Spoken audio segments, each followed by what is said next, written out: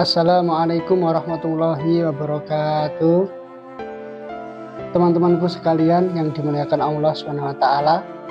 Masya Allah, kita sudah sangat lama sekali ya tidak membuat konten. Terakhir kalau tidak salah itu bulan Juni kita membuat konten. Kemudian baru sempat malam ini, karena memang akhir-akhir ini banyak sekali mood yang berkurang gitu. Tapi tetap membuat konten, cuma hanya modenya short video. Nah, untuk konten-konten yang berisi tentang cerita-cerita ini baru bisa dimulai pada malam hari ini. Ya, teman-temanku yang dimuliakan Allah SWT, Masya Allah.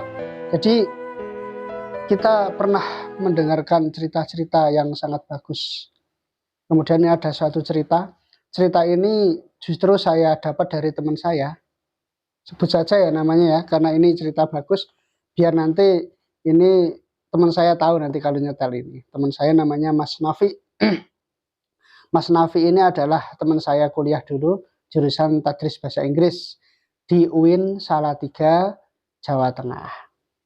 Justru saya melihat beliau ketika bercerita itu ketika mengajar TPA.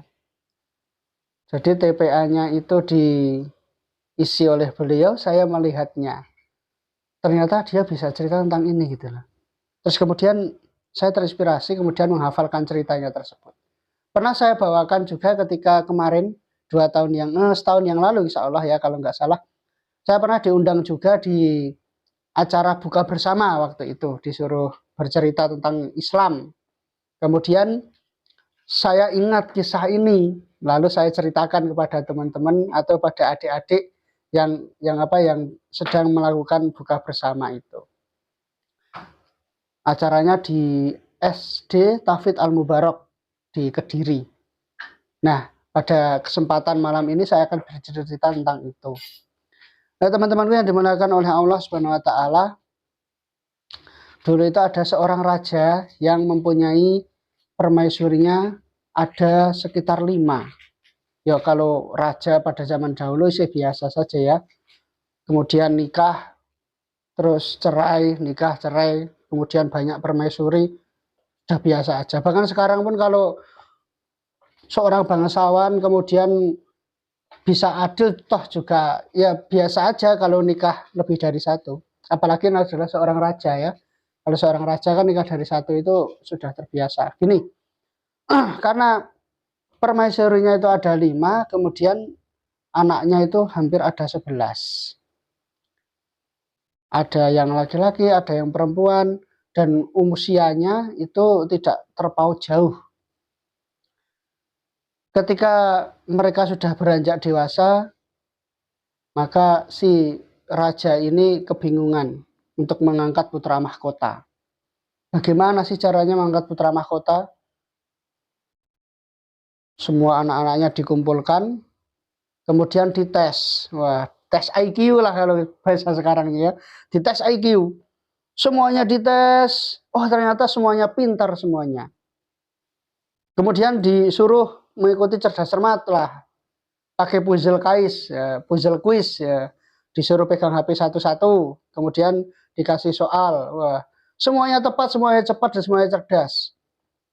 Sang raja masih belum bisa menentukan siapa dari anak-anaknya tersebut yang akan menjadi putra mahkota. Terus bertanya dengan penasehat. Penasehatku, ini bagaimana ya? Anak-anakku ini sudah semuanya itu beranjak dewasa. Dan saya juga sudah terlalu tua untuk memimpin negeri ini. Lalu siapa yang akan menjadi putra mahkotanya? Sudah berulang-ulang kali aku melakukan sebuah ujian bagi mereka, tetapi tetap saja tidak bisa.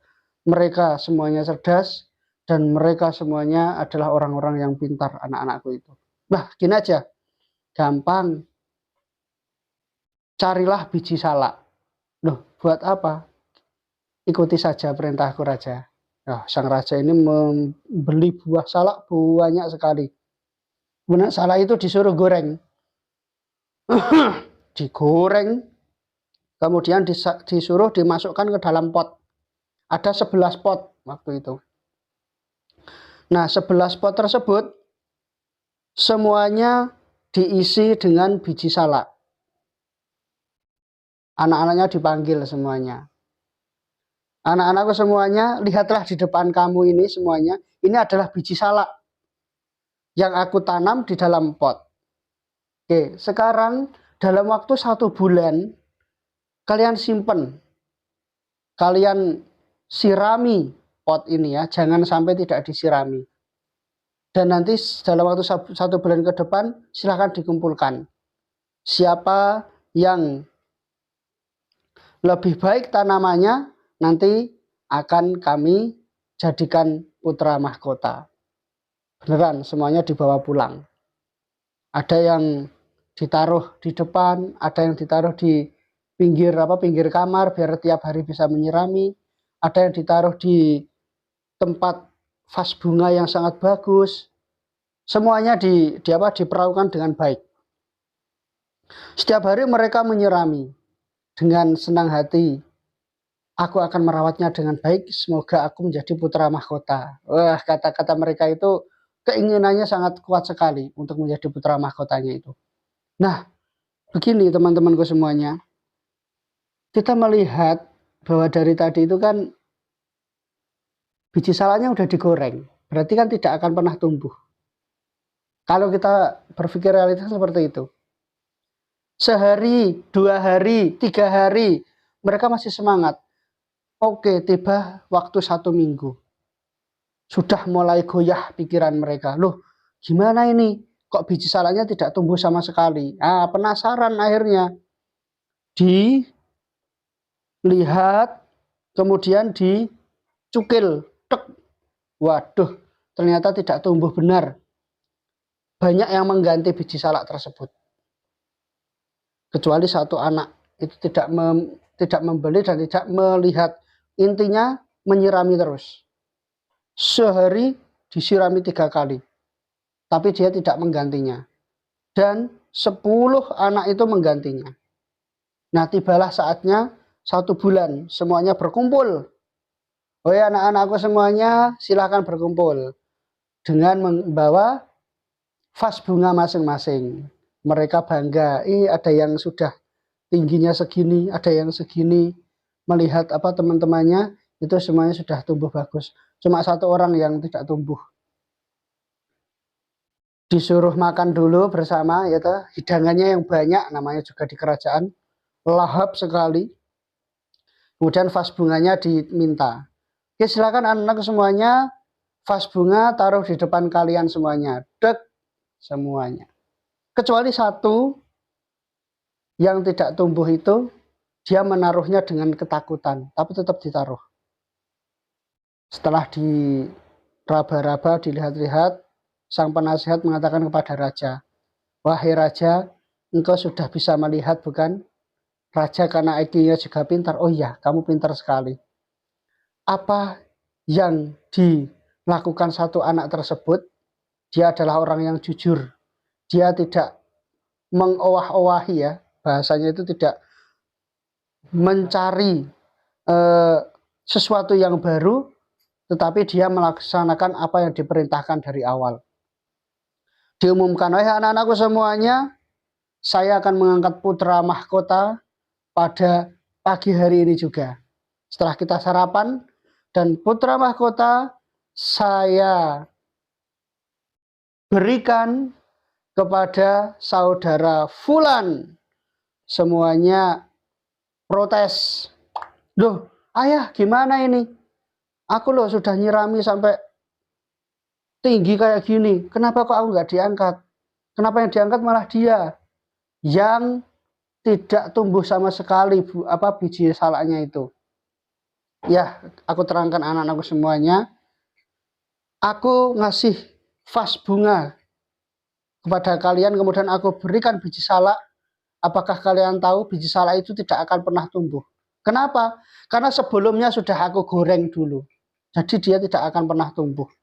Dan poinnya bukan berada pada biji salak yang tumbuh kemudian menjadi baik. Tapi poinnya adalah bagaimana cara merawat vas bunga tersebut dengan cara menyiraminya. Aku yakin kalian tidak ada yang jujur di sini. Kenapa? Karena semuanya tumbuh pasti kalian mengganti biji salak tersebut, kecuali si Fulan. Akhirnya Fulan disuruh maju dan semuanya menangis haru karena si Fulan ini adalah orang yang jujur. Dan akhirnya satu anak tersebut jadikan putra mahkota dan bisa memimpin semuanya. Itulah teman-temanku semuanya, menjaga kepercayaan memanglah sulit. Karena itu hidup hanya satu kali, jadilah orang yang dapat dipercaya. Selalu jujur dan selalu menepati apa yang dikatakan oleh orang-orang yang kita percaya. Ya, terima kasih. Itu saja yang bisa saya sampaikan. Semoga bermanfaat. Bidini wa dunia hatal akhirah. Amin amin ya robbal alamin. Sekian dari saya, teman-temanku semuanya. Wassalamualaikum warahmatullahi wabarakatuh.